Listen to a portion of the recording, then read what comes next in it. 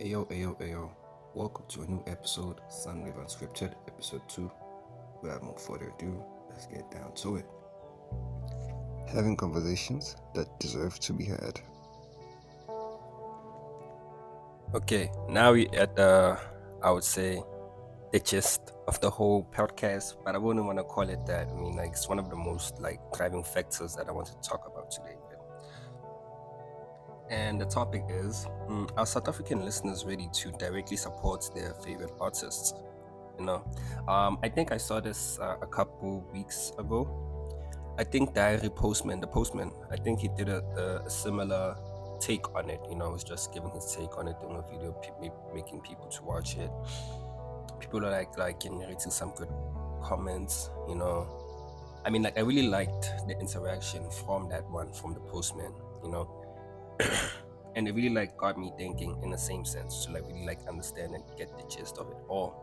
This is my tackle of the topic also, I would like to say. So the direct to consumer model is in music has been steadily gaining traction globally with artists like Nipsey Hussle, Rock Marciano, Mac Homie, West Side Gun, just to name a few.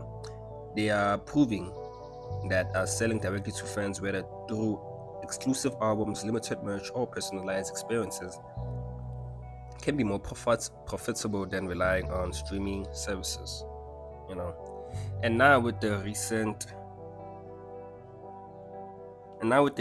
shift of Aries trying to do his approach a bit more differently, saying he wanna shift from DSPs to DTCs.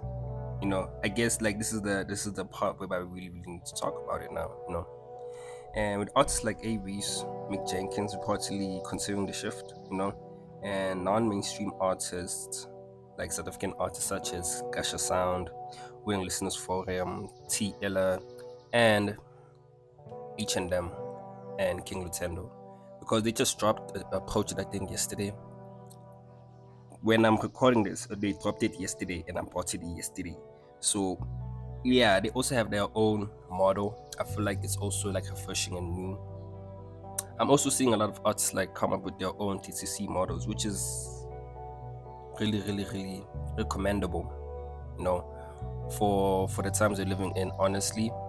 And yeah, so are SC listeners ready to fully embrace this model, or are they just not ready for that fan? Because shit can hit the fan too quickly. So I guess for this sense, let's just try to dissect it and really understand what could be the driving factors for it to really succeed. The challenges of streaming and the need of DTC. Well, in South Africa, as in many other parts of the world, streaming services dominate music consumption. However, the financial returns for artists from platforms like Spotify, Apple Music, and YouTube are often negligible.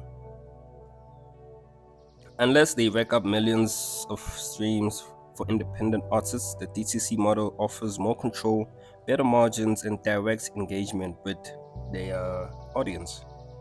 But for this to work, a lot of fan base must be willing to shift their mindset from passive streaming to active purchasing. For example, we have to examine the SA fan culture. Really have to examine it throughout for us to really get the gist of how possible this DTC model is in South Africa. So the shift from free consumption to paid support.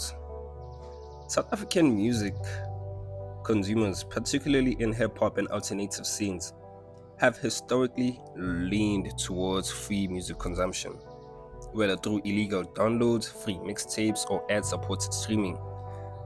The success of platforms like Fagaza, Datafile Host in the past highlights this reality. However, there has been a noticeable shift, with fans becoming more willing to support artists through merchandise, live events, and crowdfunding campaigns. And in the growing culture of collectability and exclusivity, One of the key drivers of DTC success in the US has been exclusivity, whether through limited edition vinyls, direct album downloads, or high priced physical copies. For example, Nipsey Hussle's Crenshaw was valued at $100, and Mac Hommy's Pray for Hate was valued at $222. See, these two examples were just enough proof that dedicated fans will pay a minimum for a premium, actually, for quality and variety, and in essay collectability and is still developing in hip hop through genres like Amapiano, Gqom, have shown a willingness to purchase limited edition items, especially apparel. If hip hop artists can cultivate this same sense of exclusivity, they might see success in the long run, that's for sure. And also, when it comes to the role of existing fan bases, artists like Aries, who already has a cult following, are in a strong position to implement DTCs and actually make it more commercialized and more acceptable for SA markets. His fans have repeatedly proven their loyalty, with his mixtapes and projects consistently generating high engagement despite minimum mainstream radio play. If Aries transition successful, it could inspire more artists and listeners to follow suit.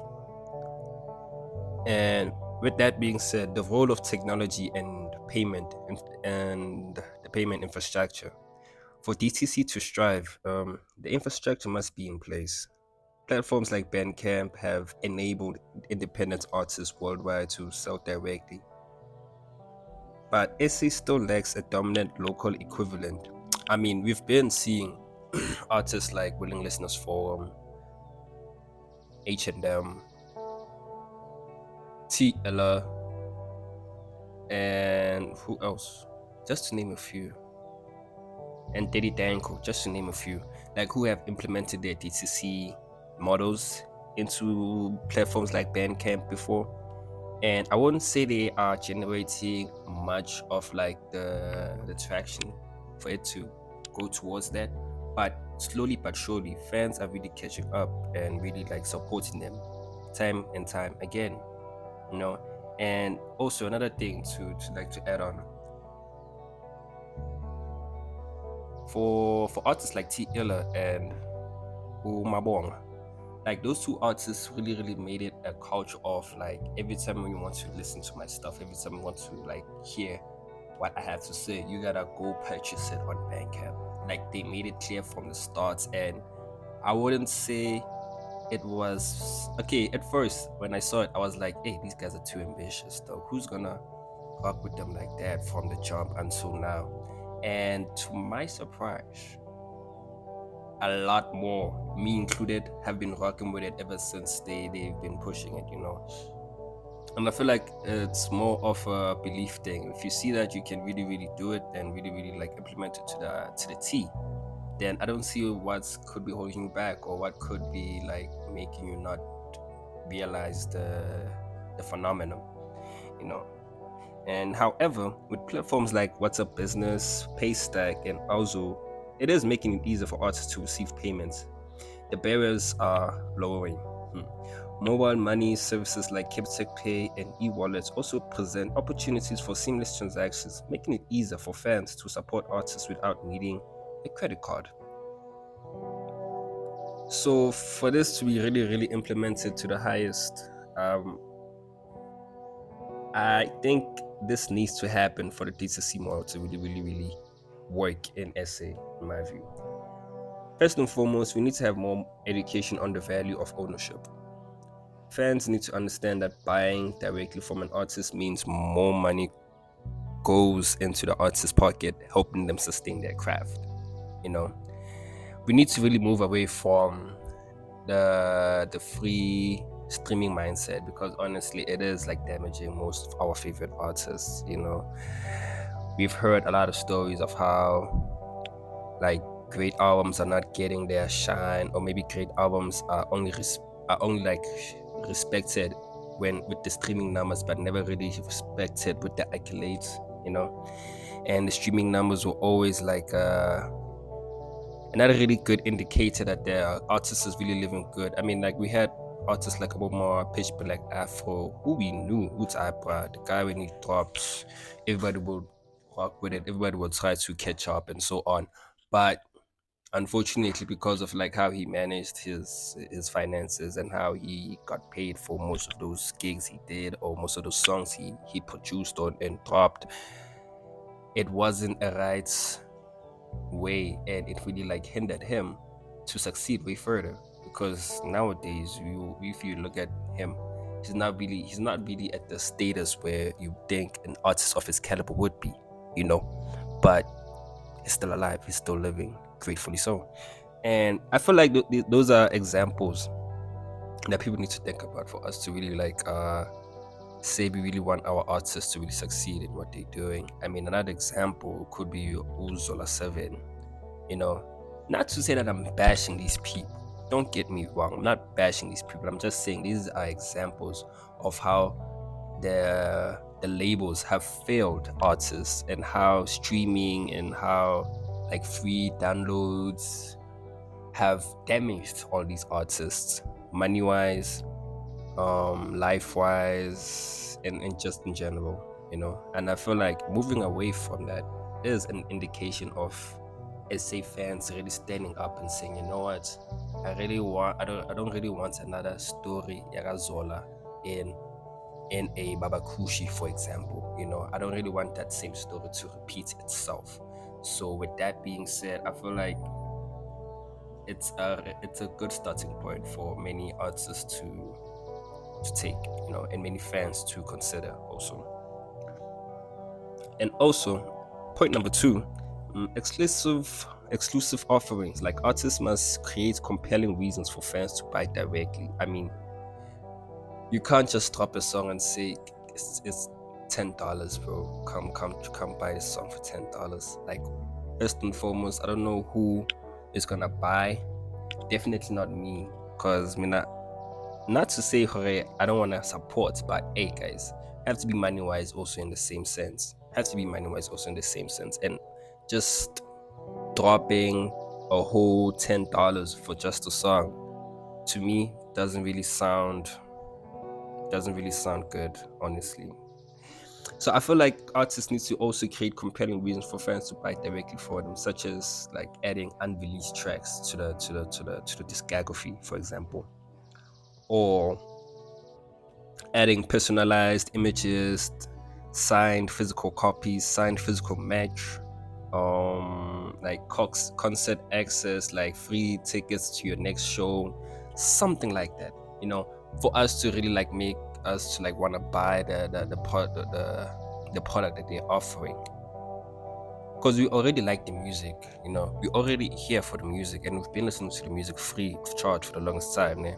So yeah, paying for it is gonna be like that change that's gonna like be needed, but not paying too much just for only the music, because honestly we can just simply revert to our old ways and just find alternative sites to download the music and listen for free again, which is like basically going back in circles, you know. So I really feel like artists really need to put pressure in themselves to really like give an experience to artists who are to fans who are like really like out there to support their music actually. Like for example, with clothes we had to pray over. Abakushi and Kijana Damu had very different like methods on how to generate income. They first and foremost dropped the tape on Spotify, which was like okay, cool, understandable. Dropped the tape on Spotify. After that, they dropped the deluxe version as a DTC like method, like type of method, like making fans to actually purchase the deluxe versions, which had two extra tracks. Was it two? Yeah, I believe so. It had two extra tracks. Also, besides from the deluxe version, they also like how can I say they also dropped like fan art, like framed fan art of the cover. So it also like made it much more easier for artists and supporters to like actually buy the product in the sense, So if I'm losing my thought process a bit, just sorry if I'm losing my thought process a bit. It's just something that happens time and time again. And I hope you all would get used to it as I have also. Yeah. So I think for the last point I have, the fourth and last point is I feel like artists, going back to what I was saying, artists need to really lead by example. Like for artists really need to lead by example. With AVs like demonstrating that DTCs can work in SA, I feel like that's how everybody can like jump the bandwagon in the same sense, because I feel like this is like a step which is much more needed for our artists to really preserve their music and preserve their legacies. And also it really like gives a middle finger to the system and how they want to run things, because we really are like the new wave, the new era, you know. And what did Kendrick say in that Super Bowl event? Yeah, the revolution will be televised. You chose the right time, but the wrong guy. You see, and scratch out the wrong guy part, but honestly, it's the right time for a revolution. And I feel like also with how we be consuming our music, it is the right time to really take the shift and go to a further light. With that being said, while SA listeners have traditionally leaned towards streaming and free music access, there are strong indicators that they are gradually warming up to directly support their favorite artists. If structured well, with the right mix of exclusivity, I'm always butchering that word. What? Why? Exclusivity, accessibility, and education, TTC could be a game changer for independent artists. The question is no longer if SA fans will support artists directly, but when will the shift reach the critical masses? And that is something that I am yet to see, but sooner or later it will be a reality. That's for sure. That is for sure. And with that being said, I guess that brings us to the end of our inaugural audio podcast actually. I think I'm gonna get used to this more. Sorry if I kind of like felt like I was like losing my thought patterns a lot of times throughout the whole podcast. It happens. It really happens. I think a lot have to understand. But yeah, with that being said, thank you so much for joining us today. It's been a pleasure to be having you.